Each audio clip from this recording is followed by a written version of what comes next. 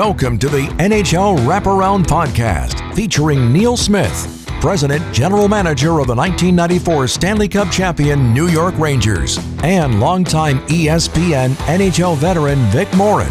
Together, they share no-nonsense opinions on news and issues around the National Hockey League. Whether you're a casual or diehard fan, each episode of NHL Wraparound will leave you more informed. Now, here's your hosts, Neil and Vic. November is upon us. Welcome to NHL Wraparound.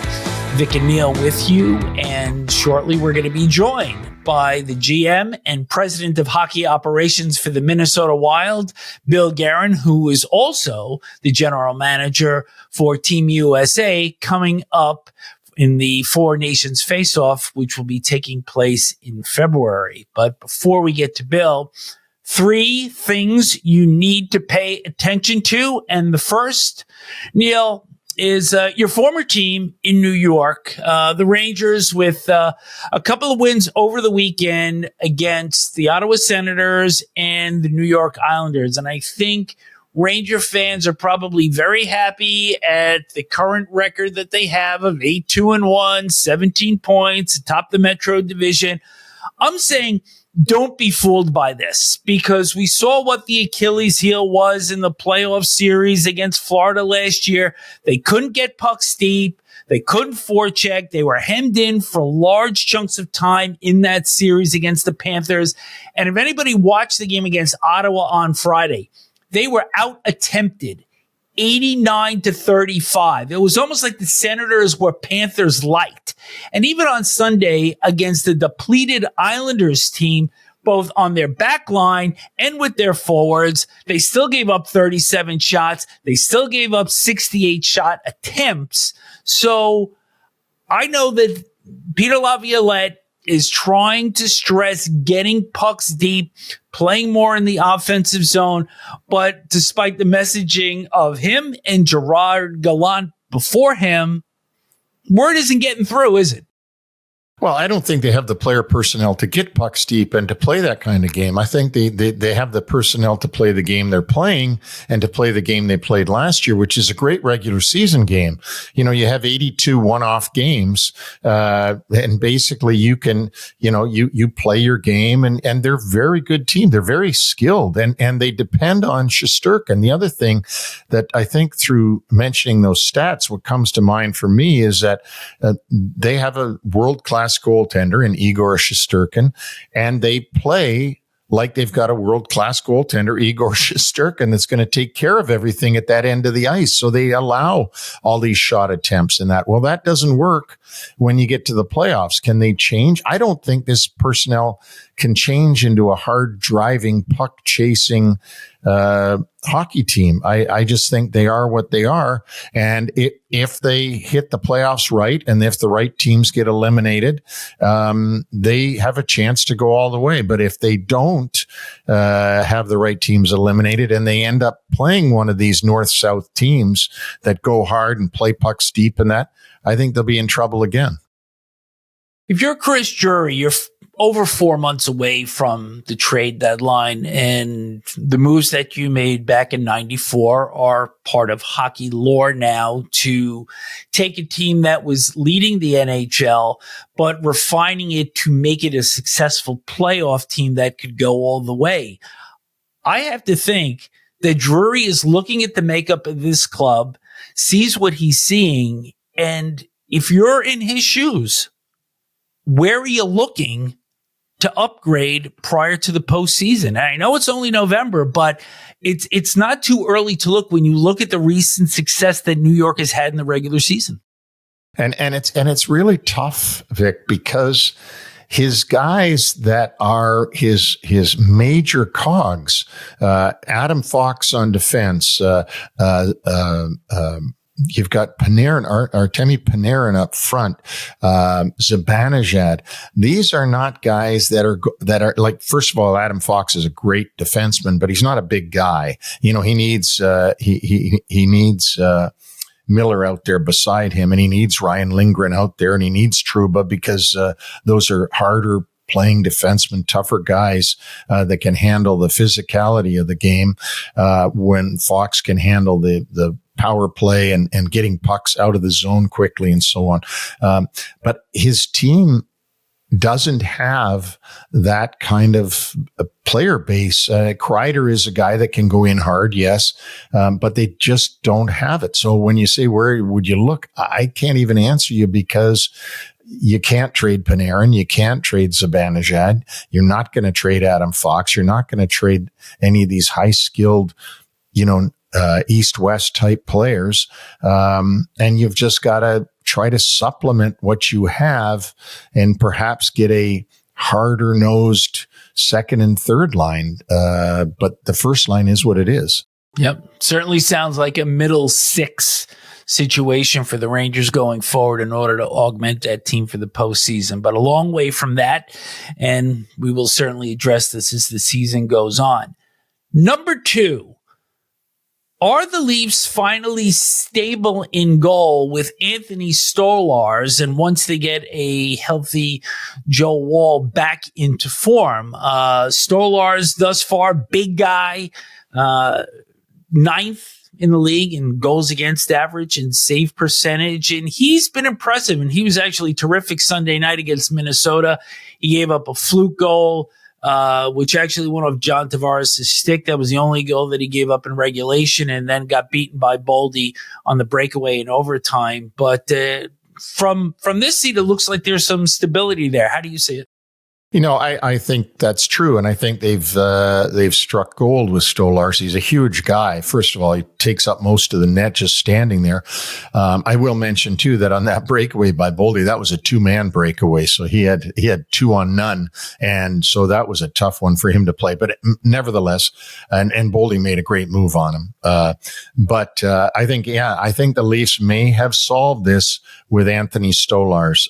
He's going to give them good enough goaltending to allow their players up front to do what they do best. And we just talked about Shesterkin in New York that allows the Ranger skill guys to do what they do best.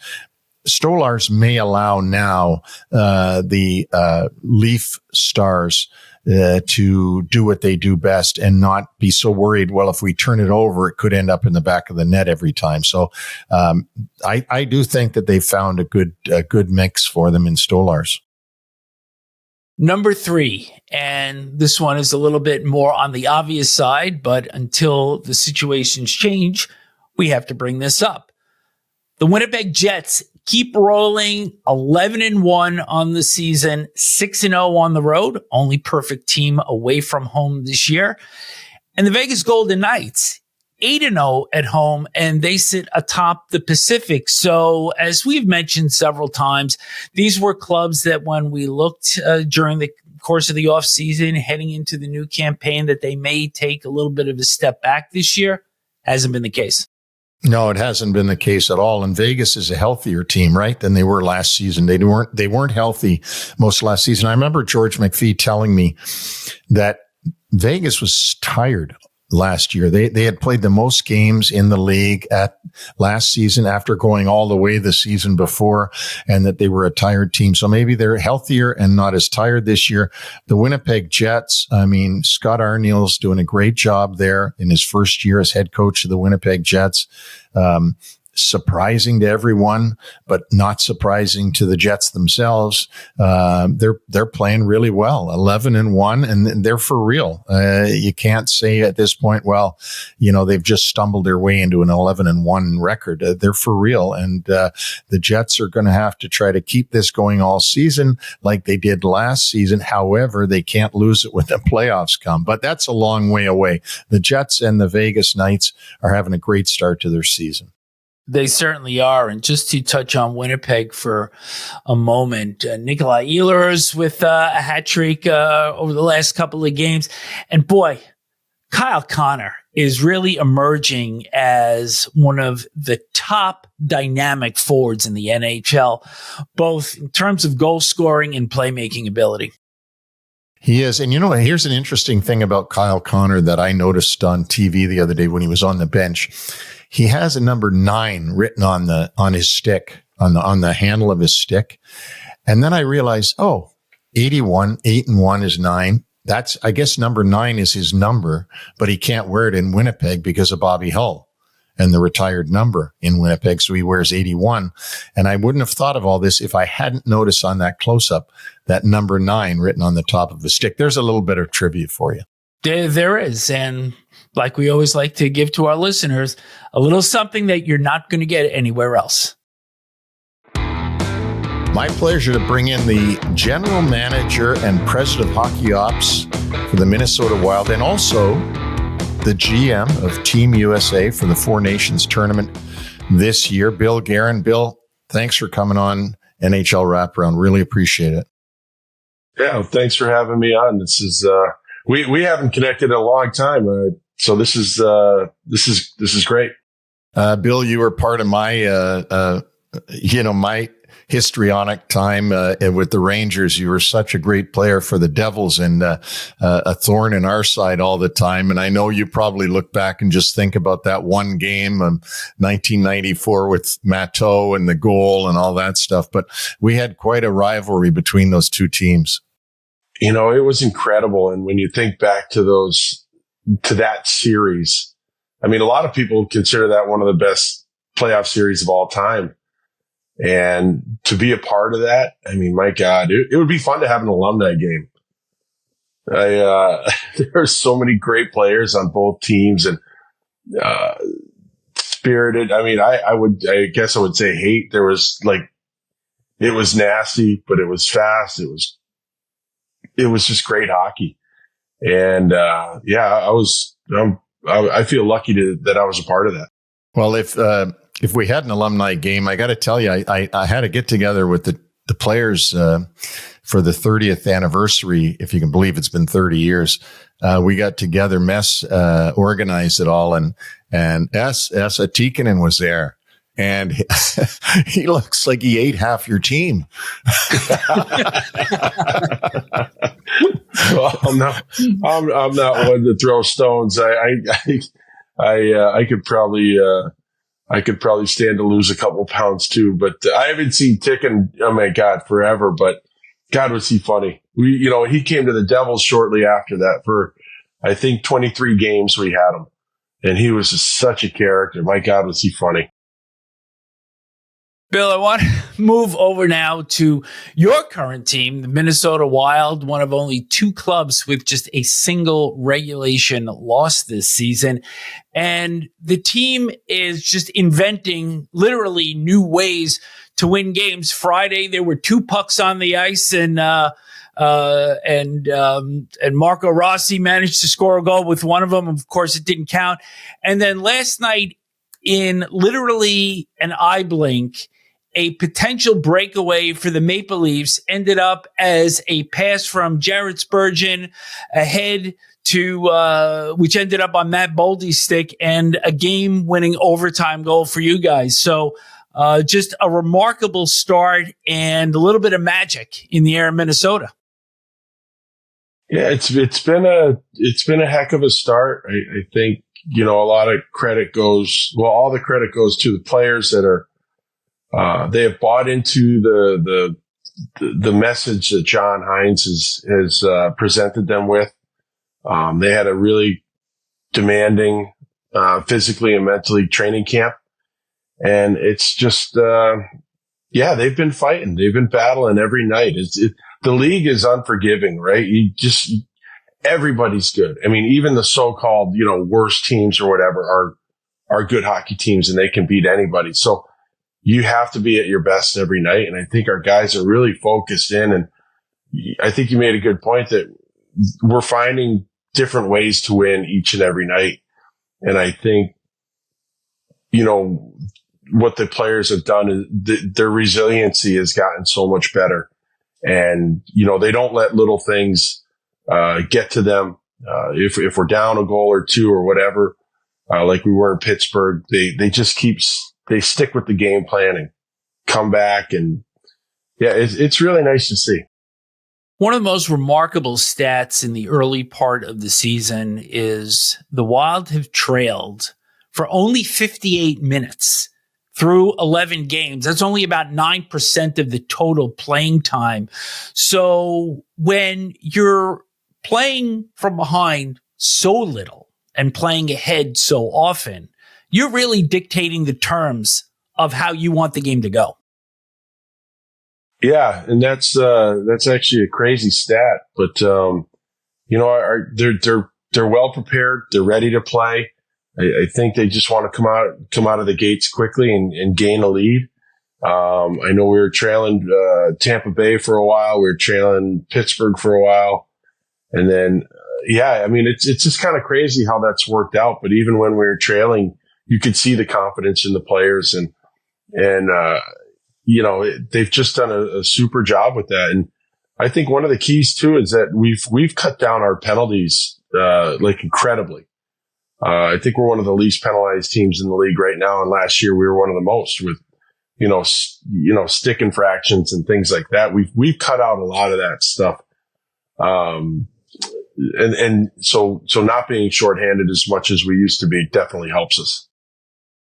Bill, you just brought up a good point, and I want to ask you, because I didn't see this coming. I watched your team last year and you missed the playoffs, and then I saw what you couldn't do this summer because of the the handcuffs you have on you from the buyouts of that was before you even got to the club, the signings. You just mentioned you're taking less penalties, but what is the biggest difference you're seeing between, because you basically have the same team as last year. It's not that much. It's not like you brought in a Bill Guerin. You have the same team. So what is it that you're seeing that's so different? Because this is a team, in my opinion, that has gone from, with the same lineup, has gone from a non-playoff team to a team fighting for first place, and with the same team. Yeah, I think the biggest thing is health. We're healthy right now. And you can't take that for granted because that can be gone quickly. And last year we didn't have that right off the bat. We were without Jared Spurgeon for 70 games. We were out without Brodin for a while. We were without, some significant players, Marcus Foligno, guys like that. So we're healthy. I think we have gotten back to our identity, which is to be very hard to play against. And then honestly, our special teams have been good. Our PK can still get better, but there a lot of new information's been given to the guys. So I think it's on its way up. Our power play's been good. And I think the guys are just really embracing this style of hockey and playing winning hockey. When you do the right things with the puck at the right time, you manage the game, you manage the puck, and you don't have to sacrifice offense to do that. Obviously, John Hines has come in and is doing a great job, but I got to go back to Dean Evason, and you had Dean Evason there, and I read at that time about when you had to let him go and how you guys sat down together. And it brought me back to Roger Nielsen in my days, and you remember him coaching the Rangers. And I got to tell you, Billy, to make you feel better, so that you can tell your story, that day I went up to our practice rink and I said to myself, I'm going to be strong. I'm going to be strong. I'm going to be strong. And I walked in and just started bawling my eyes out right in front of Roger Nielsen. And he knew right then that this was, that this was coming, but I couldn't hold my emotions back because I felt like I was partners with Roger. And I'm sure that's the way you felt. And now all of a sudden you got to tell your partner that you got to let him go. Yeah. You know all too well that's just not a fun part of the job. That is probably the worst. That's worse than telling, a player he's getting traded or anything like that. That is the worst. And yeah, when you're, the coach and general manager create a bond together and you guys are dealing with things, you're in the foxhole together. And, Dean and I had gotten very close over, 4 years that I was with him, or over 4 years. And yeah, it was hard. Like, he's a good guy. He's a good person. He's a good friend of mine. He's a good coach. you just have to do your job, but it doesn't make it easy. That was the worst ride to the office I've ever had.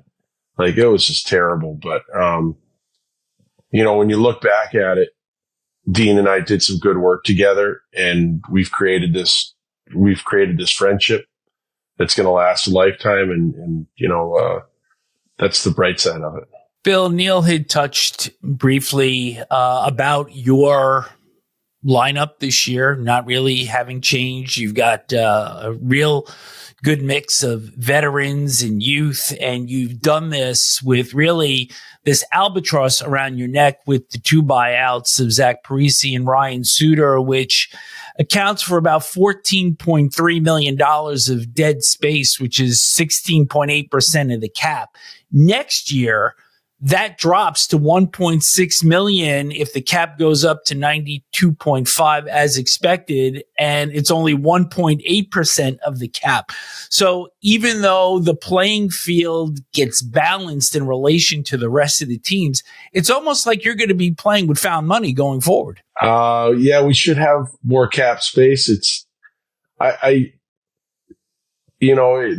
is a tough one because we're focused on this year.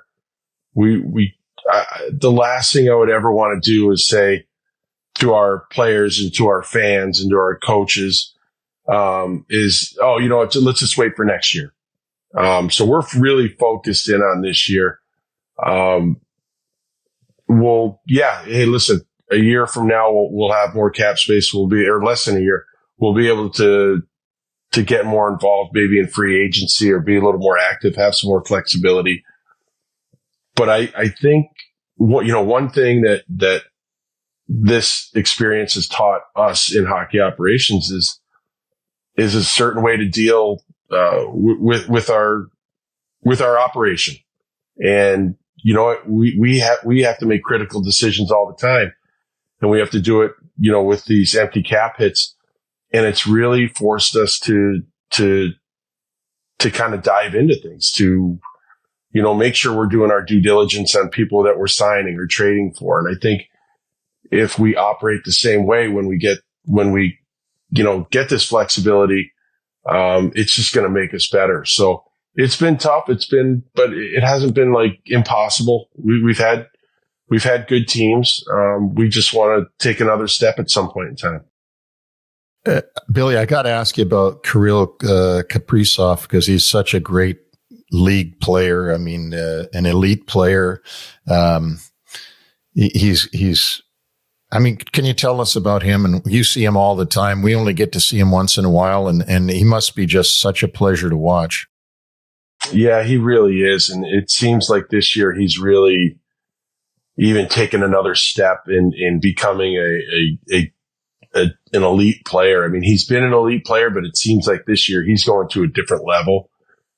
I think he's coming off 7 straight games with at least 2 points. He was leading the league in scoring.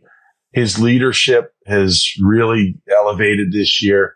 He's a great kid. And, I just love him because he's got this infectious personality that everybody wants to be around. So, and he's positive and he just wants to win.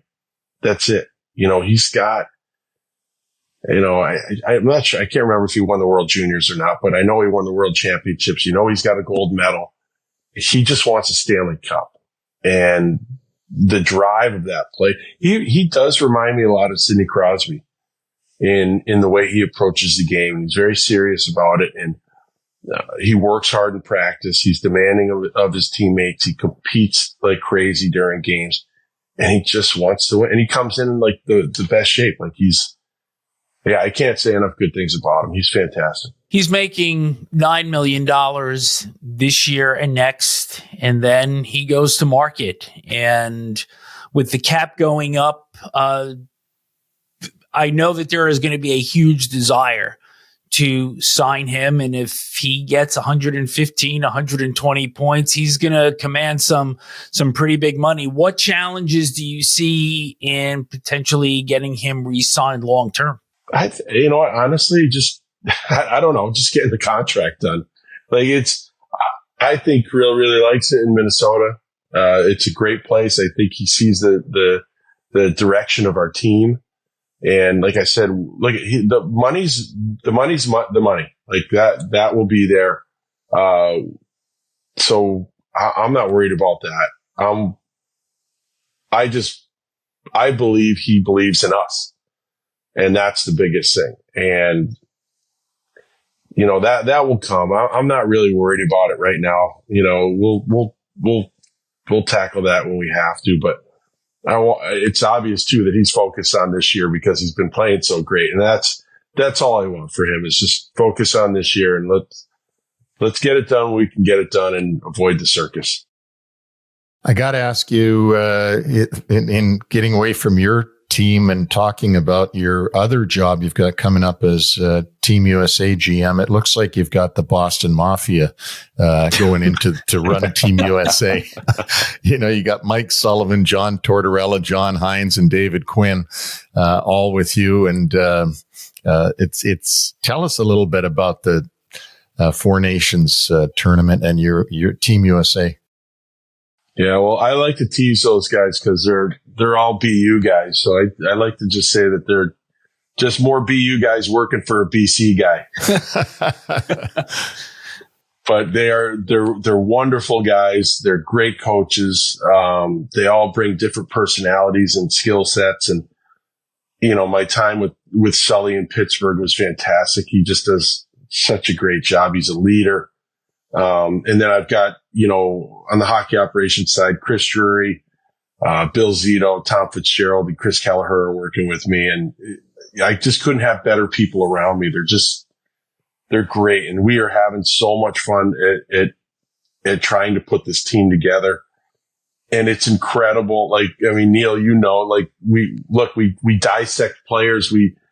We try to pick out the best and the worst things about each guy, but man, we find ourselves kind of laughing because we're like, well, this guy doesn't do this all that great. This guy doesn't do this all that great. But we're talking about the best players in the game, and we're nitpicking them because we finally get to get them. And we would love to have any one of these guys on our NHL teams. And when you see the names that we're dealing with, and the skill and the talent and how accomplished some of these American-born players are, we're just the talent pool for U.S.-born players is incredible now. And I think, USA Hockey deserves a lot of credit in that and in building that. And then, it's just great. This has been so much fun. We're really looking forward to it. Did you ever, and I know you're so humble, I'm sure you haven't thought of this, but your generation of American-born players was sort of the second wave of guys that have now encouraged and incentivized the young American players to come on in waves now, the Auston Matthews of the world and so on and so forth. There's so many American players now, and it's because of you guys and the group before you that started it. I'm talking about, the 1980 Miracle team has started it maybe, and then it went on. But then you guys, whatever made you decide you wanted to be a hockey player, your success has made other American players want to be hockey players. Yeah, and it is a good feeling because our generation was special. It was, we had so many great players, and Chelios Spadano, and JR is going into the Hall of Fame this year, and then Keith Tkachuk, Dougie Waite. Just so many guys, the Hatcher brothers, and Gary Suter, there were so many, Mike Richter, Brian Leach. Brian Leach is as good a player as there's ever been in this game. And I think Mess always says, he's the greatest New York Ranger to ever play. And Brian Leach is just world class. He was so good. And, I feel really fortunate to be in that group. And I think, when we won that World Cup in '96, I think it did a lot for U.S. hockey in the U.S. and inspiring younger players. And I think it's really important now that we stay involved, and we've got a great group of U.S.-born general managers. And I think just this staying involved with USA Hockey is really important. The Best On tournament, you played, like you said, in 96 and won the championship there for Team USA. But this year's group of 6 that you've already selected, Jack Eichel, Adam Fox, Quinn Hughes, Auston Matthews, Charlie McAvoy, and Matt Tkachuk. Tkachuk and Eichel having 1 Stanley Cup. So we know the rosters are going to be finalized on December 2nd, and we're not going to ask you to tip your hand either way because we're probably not going to. But is there a certain way that you're looking to round out this lineup as you look at Canada and Finland and Sweden and the teams that they're going to be icing? We're focused on ourselves. Like we're not going to try to build a team to compete, with another country. We have to build we have to figure out how we want to play and what's our identity going to be, and then fill the roster out with those types of players. The important thing for me is to make sure that there's a role for everybody and that everybody's accepting of that and willing to buy in and willing to sacrifice themselves and their ice time or their role or whatever for the better of the team. Before we wrap, I just wanted to kind of circle back on so much of the good fortune that you've had. You've got a Hall of Fame goaltender in Marc-Andre Fleury in that, and in Philip Gustafson. Now, you've also had a gentleman that has scored a goal this year. So it just seems that as part of this magical beginning through the first 11 games, if a team is based on its success on how it reinvents itself, the Minnesota Wilds have certainly done that in the first month of the season. Yeah. We've asked a lot of our goalies, not just to stop the puck, but score a few goals here and there too to chip in. Depth scoring is very important. So, maybe Flower can chip in one of these days. and why not? Bill, congrats on a great start. Keep it going. And please join us again soon on NHL Wraparound. I'd love to come on again. Thanks, Vic. Thanks, Neil. It's great to catch up with you guys. Good luck, Billy. And a quick reminder, our website is NHLWraparound.com for all of our episodes. And don't forget that on Wednesdays and Fridays, Neil and I do our short shifts, which are a good bridge of league happenings in between the regular NHL Wraparound podcast shows. So, Neil, some league notes on Friday and Saturday. The Florida Panthers took care of the Dallas Stars in both games over in Tampere, Finland. And Alex Barkov, who is actually from that town, a goal and 4 assists in the 2 games. But I thought what was really neat was, first of all, the retired presenters on the ice, Jere Lehtinen and Teppo Numminen on Friday, Yuri Curry on Saturday, and 7 Finns between the 2 clubs started the game on Friday. Barkov, Lindell, Lusterainen, and Mikko Mikkola for the Panthers, and Roope Hintz, Miro Heiskanen, and Esa Lindell for the Stars. And so not only did they start game 1, but they all posed at center ice at the end of the second game, and 6 out of the 7 of those players actually got points over those 2 games. Only Roope Hintz did not.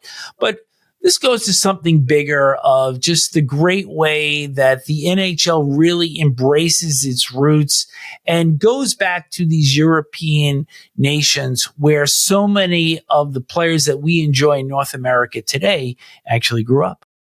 And the great thing about hockey is that it's the most, in my opinion, the most international sport, maybe second to soccer or football as it's called in Europe.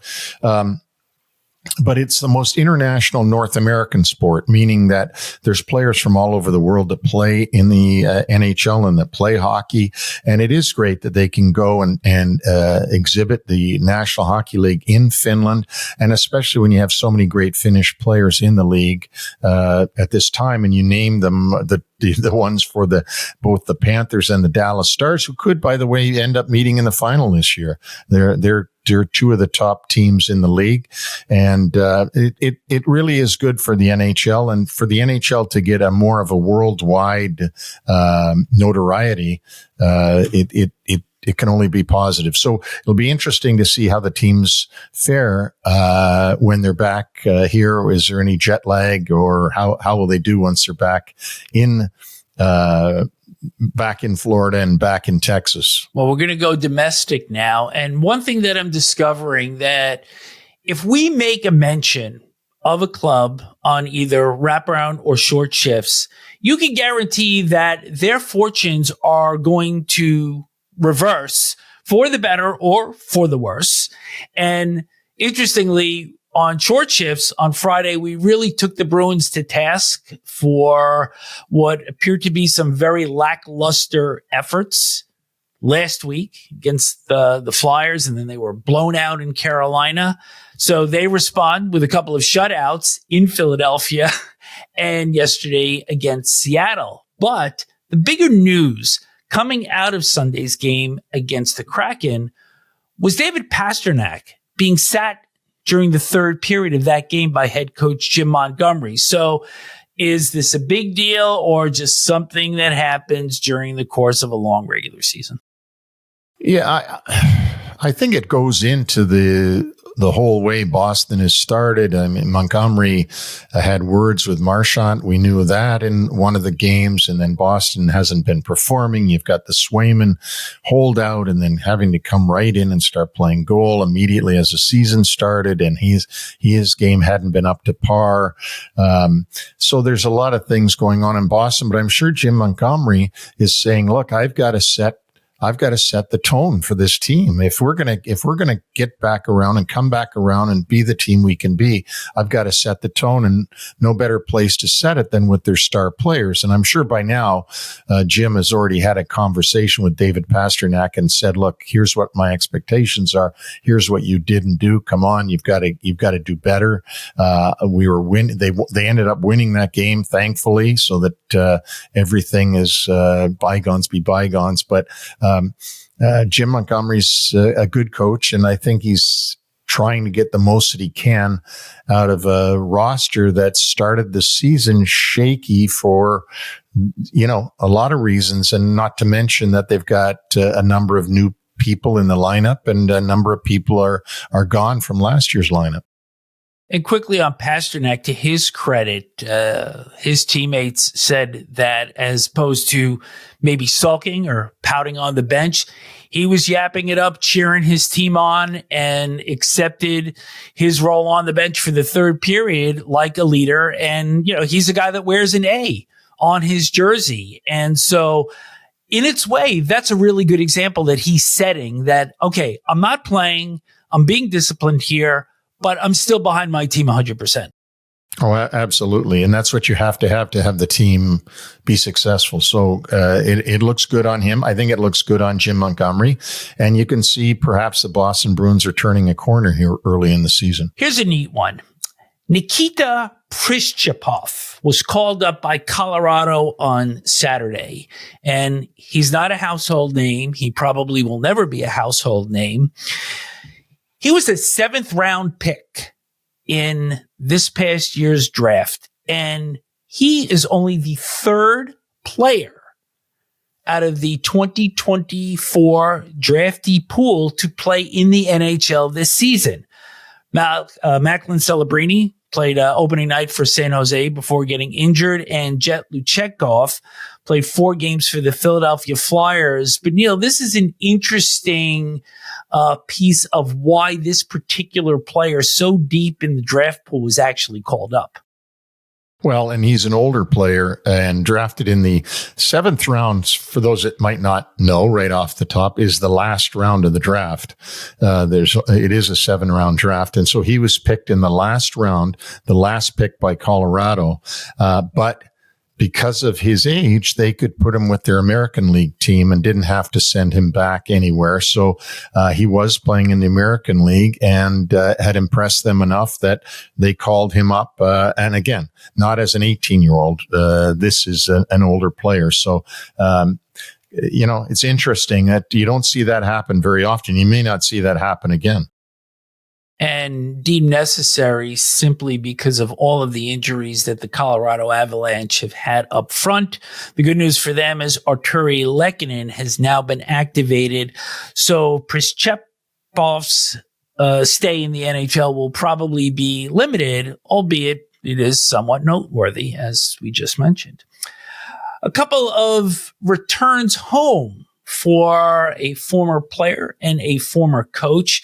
Jacob Markstrom returned to Calgary on Friday night as a member of the New Jersey Devils and lost 3-0, shut out by Dan Vladar, who had 22 saves and was actually Markstrom's understudy for the past 3 seasons in Calgary.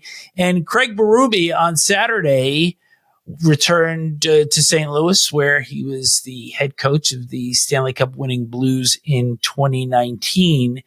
And that is the second win for St. Louis against Toronto. So something that the former coach of the Blues and now the current coach of the Maple Leafs not too happy about. No, I wouldn't think so. And I'm really surprised that Toronto didn't get a victory for Craig Berube. He got a standing ovation at the building in St. Louis. He was really loved in St. Louis as the head coach of the Blues. When Doug Armstrong made that coaching change, the fan base wasn't too happy, but it's too bad for Craig. He didn't get a win in Toronto against his old Blues team, and he didn't get one either in St. Louis. But I'm sure he's more worried about the loss than he is where the loss took place and who it took place against. I'm sure he's just like, I got to get this team being a lot more consistent than they've been so far this season. Sure thing. Staying in St. Louis, we're going to transition to some injury news right now.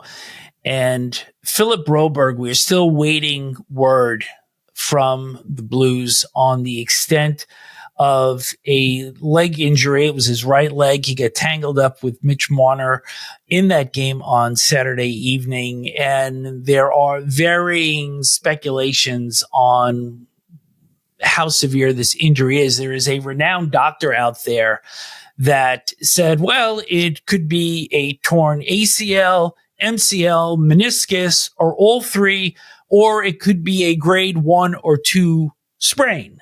Now, I'm no doctor. I don't even try to play one on this podcast, but if I'm thinking straight here, isn't that like the entire range of what this injury could be? Yeah, it could be an upper body. It could be a lower body. It could be in between.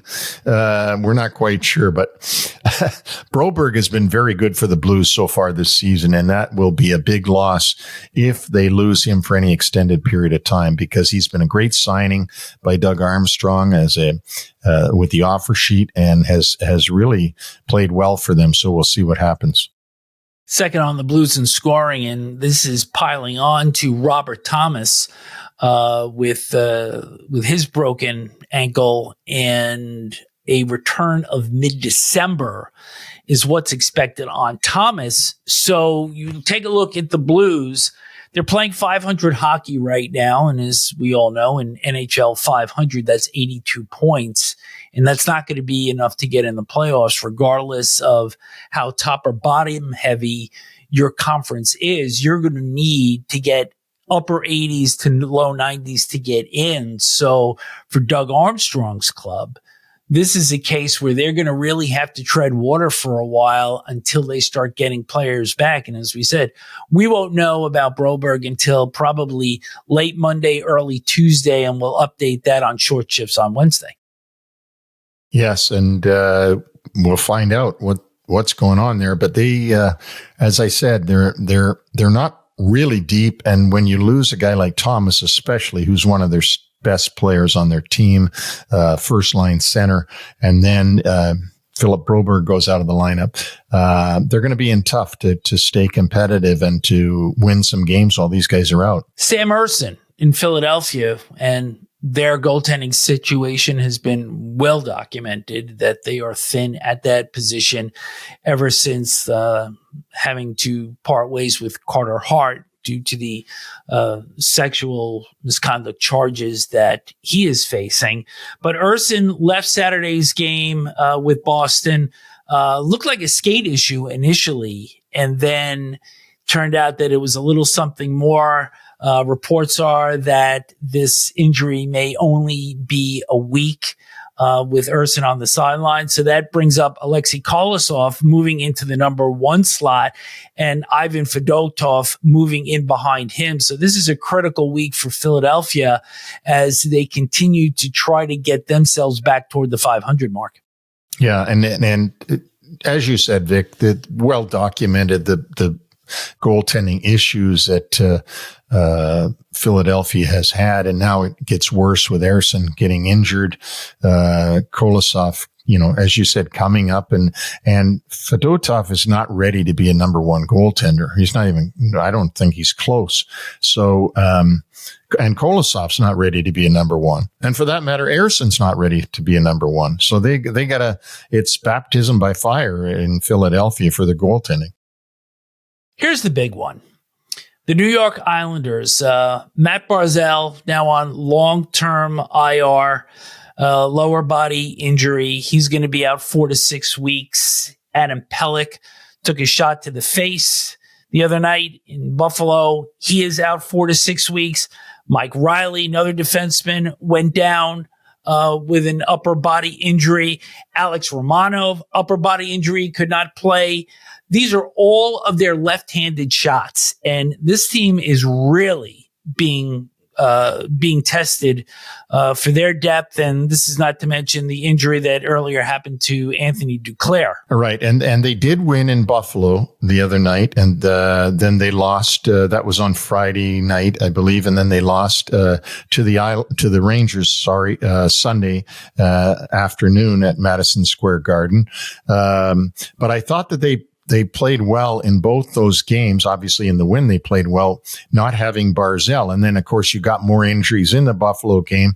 But for all the pieces that were out of their lineup, I thought they were very competitive against the Rangers at the Garden, and ended up losing the game, but still extremely competitive and not looking like they're decimated. Looked more disciplined, I thought, in that game in New York than they had looked in other games. And maybe that's because of the amount of folks out of their lineup that they said, okay, we've got to stick right to the game plan. But that's a lot of people out, especially defensemen. And it's so important to have the defensemen. You can get by without a forward or two, but it's really tough to get by without your top 3, 4, 5 defensemen. This kind of transitions into our next topic, because the reality is that the Islanders are still only 4-6-2. And there's talk that Lou Lamoriello is looking for help on defense. He has to be at this point. But once you get to November, Neil, it appears to me that historically November has kind of been the busiest trade month outside of March, where obviously the trade deadline takes place. And in a situation like this, Lamoriello would be trading from a position of weakness as opposed to a position of strength. And when your club is 2 games below 500, granted, we've only played a dozen games in the season, but they're playing catch up. So how does he have to navigate through this, where he's got a club that's going to be a bubble team at best, try to augment that team without paying out the farm to maybe get into a wild card position? Well, Vic, last year, the Islanders had defense injuries too. And remember that Lou Lamoriello was able to go out and get Mike Riley on waivers from the Florida Panthers and traded for Robert Bortuzzo from the St. Louis Blues for a nominal amount. And those two guys filled in pretty good for the injuries that they had. And it wouldn't surprise me that Lou will do the same kind of thing. I don't think you're going to see a big trade here. I don't think you're going to see him trade, players off of the current team to get other defensemen. I think you're going to see him try to pick up some pieces like he did last year and just make his way through this injury, this part of the season with these injuries. But this is really a slippery slope here because you're on the verge of falling out of this thing pretty early. I mean, we've already seen Ottawa has improved. We have seen the work of the Columbus Blue Jackets have been better. The Washington Capitals have gotten off to a great start this year. So the challenge that Lamoriello has, as I just mentioned, is how do you fill in here without totally letting the team go to pot? Oh, absolutely. And you've got to be careful, as you said, because the competition is so stiff this year. I mean, you take a look at the teams that missed the playoffs last year. The Devils were one of them, and they're not missing the playoffs this year. So there goes one of those spots is gone. As you said, Columbus is beating teams now. I don't think they're a playoff team, but they're beating teams on a regular basis. And a lot of teams have improved, and including non-playoff teams. Buffalo Sabres are a little bit better. I don't see them making it either. Philadelphia is a little bit better. I don't see them making it either. But the Islanders are in tough to make the playoffs this season with these injuries and with the way the season's going for them in this early part. This is the human side of the story, and earlier in the show, we had the pleasure of speaking with the Minnesota Wild general manager and president of Hockey Operations, Bill Guerin, and he will also be the general manager for Team USA in the upcoming Four Nations Faceoff. And Neil, Guerin, quite a career with many teams in the NHL, but always seemed to make his mark every place he went. A truly dynamic forward, great speed, great shot, and you're going to give us a little bit more on Bill's history. Yeah, it's interesting, Vic, because Bill Guerin, the general manager now of the Minnesota Wild, he's a Boston kid. He was drafted in 1989 by the New Jersey Devils, 5th overall. And guess where that draft was? Minneapolis, Minnesota. So he was drafted into the NHL in the city that he now is the general manager.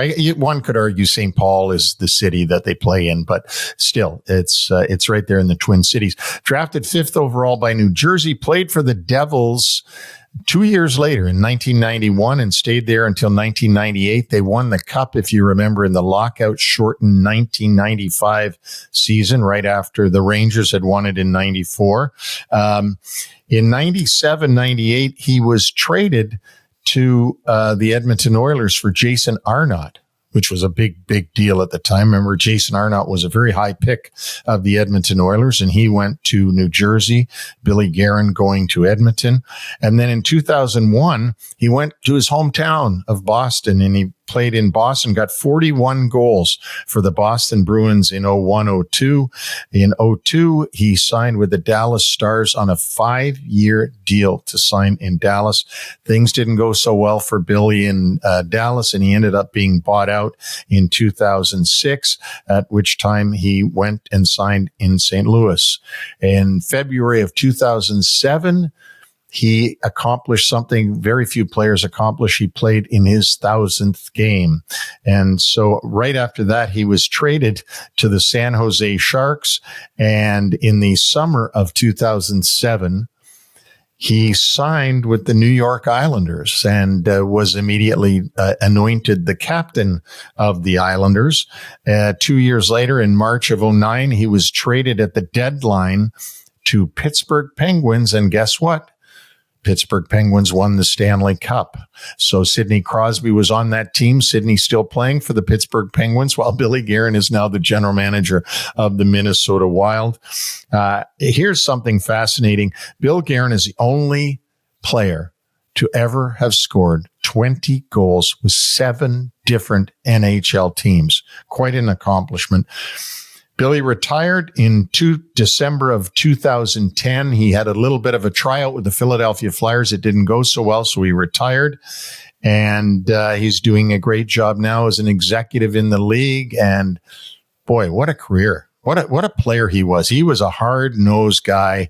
I remember him on the Devils. I had to see him all the time. And he was a hard-nosed guy, a really good hockey player, and I think was an inspiration to a lot of young American boys to become hockey players that watched him play during the 90s. Just an interesting footnote with the trade to Dallas in exchange for Jason Arnott. Arnott wound up scoring the overtime winning goal against Dallas in the 2000 Stanley Cup Finals in Game 6 against Ed Belfour. And that will close this edition of the NHL Wraparound podcast. Once again, our thanks to the Minnesota Wild general manager and president of Hockey Operations, Bill Guerin, for joining Neil and myself today. Thank you to our listeners. If there is something that you would like to hear us talk about, let us know at nhlwraparound@gmail.com. And a reminder that our website is nhlwraparound.com. Neil and I will join you on Wednesday for the latest updates from around the NHL on short shifts. We will see you then.